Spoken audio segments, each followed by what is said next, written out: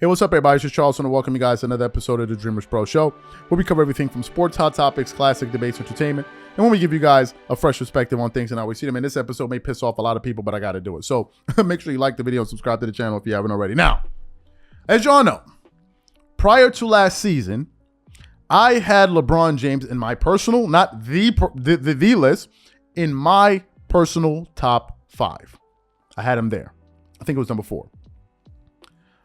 However, after the Lakers went through the debacle of a season that they had last season, I legitimately questioned why LeBron needed to be in my top 5 any further. I really did. Right? I really did, and I'll tell you why. Going into that season, before the season started after the Russell Westbrook acquisition, the Lakers legitimately believed that they had formed a super team. LeBron himself was very confident about the team. And in fact, he was telling people, keep this energy, keep that energy, when we had the audacity to ask questions about the roster construction. He was the first one to call everyone out. The first one. But after the season started, it became rather apparent that that Lakers team was a very bad team. And they ended up winning only 33 games and missed the play-in entirely. And as a result of that, I ended up removing LeBron out of my top 5, a decision that annoyed a lot of our viewers. Then yesterday, was combing through the internet, and I saw an interview with Dwight Howard on Shannon Sharpe's Club Shay Shay, his personal show. And when they were sitting down, they were talking, and they were talking about the season that the Lakers had last year because Dwight Howard was a part of it. And while they were talking about it, Shannon Sharpe admitted publicly that that season was an abject failure.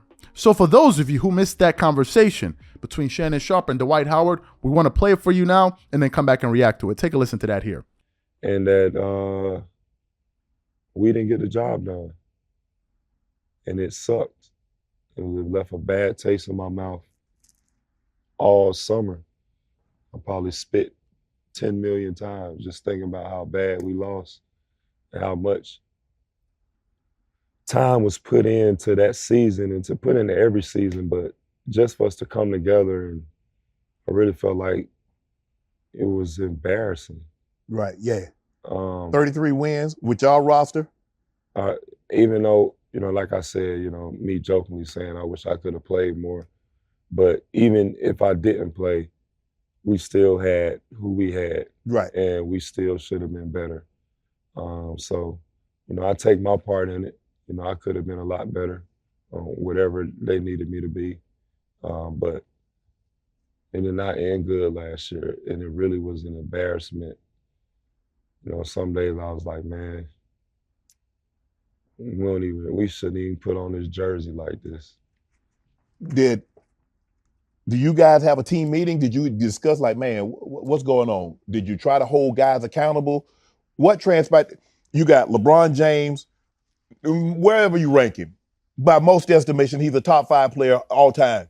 Mm-hmm. You got Russ, who's a top 70, who's an all 75 anniversary team player. Mm-hmm. AD, although AD was Nick, you're right. You should have been on that team, but you guys have more than enough. Those 3 guys right there, regardless of whoever else you got, should be more than enough to win more than 33 games.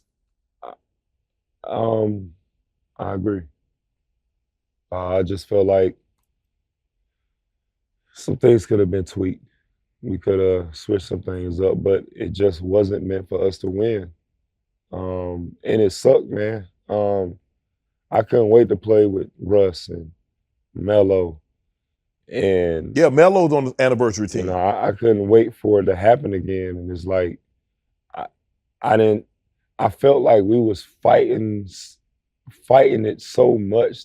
You know how like people say you grasp the sand, if you hold it too tight, it's gonna fall out. If you don't hold it enough, I feel like that's how it was. Like, I felt like it didn't mean enough like it should have. Right. And this is just my opinion. I can't speak on anybody else, but I just felt like it should have meant more to all of us. And we could have done more. I could have done more. So I just hate how it ended, you know, because it shouldn't have been like that. Now, did you hear what he said? Did y'all hear what he said? He said it was a total embarrassment. That's the first thing he said. He also said, this is Shannon Sharpe now, there is no excuse giving who you had, referring to the personnel, to only win 33 games. That is what Shannon Sharpe said. That is what he said. He said, regardless of whoever else you had, you still had LeBron, you still had Anthony Davis, you still had Russell Westbrook. You should have been able to find a way to win more than 33. This is Shannon Sharpe's word. So my question is this. Why would people get angry with me for deciding to remove LeBron out of my top 5? This is the question here. This is the question. Why would they get angry? My question to you guys that got angry with me is this. Why are you guys dismissing losing? Why isn't losing a factor to you? Why? Another question I have for you guys is this. How do you evaluate the greatest players of all time? What are you guys looking at? Does winning matter to you guys at all? Does it play a portion? Does it play a major role in how you guys rank certain players all time? This is a legitimate question. I'm trying to understand why I would give LeBron in that case a pass for having one of the worst seasons in NBA history. Why would I give him a pass and then look at the other players that are in the top 5, top 10, and look at the fact that they've never been in a position like him and then still keep him in the same spot? Why would I do that? There's never been a time when Michael Jordan had a team like this and when he was supposed to win, he didn't win like that. Or they never made the playoffs. Never. I can't think of a time like that with Tim Duncan where they never made the playoffs. I can't think of a time like that with Magic Johnson where they never made the playoffs. Or Larry Bird. Or Kobe Bryant. Or Shaq. We're talking about not even making the playoffs. We're not talking about not winning the championship. No. We're talking about not even making the playoffs. And in last year's case, they didn't even make the play-in. They didn't even make the play-in. Why would I overlook all of that? I don't understand. No one will answer that for me. No one. So to me, it matters. And there you heard it yourself. Shannon Sharpe, who's one of the biggest LeBron James advocates, he himself saying there was no excuse for it. So what I want to know from you guys is, what do you think about what Shannon Sharpe had to say? What do you think about what I had to say? And finally, how do you guys, is losing important? Is winning and losing, is it an important thing when you're evaluating some of the greatest players of all time? Whatever you guys think, please leave your thoughts and comments in the comment section, and we catch you guys on the next show. Peace.